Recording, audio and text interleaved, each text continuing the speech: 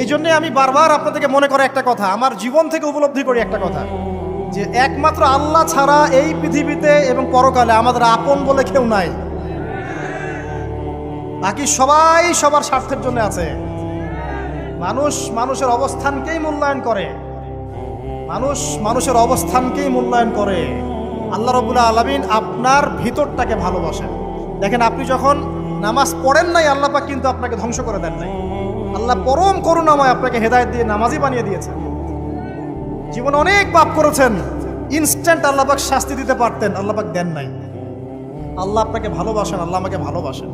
আল্লাহ পাকের এই ভালোবাসার ঋণটা শোধ করার জন্য হলেও নামাজি হয়ে যান, আল্লাহর পথে ফিরে আসেন, দিনের জন্য কিছু করেন, দিনের ফিকির করেন, পড়াশোনা করেন।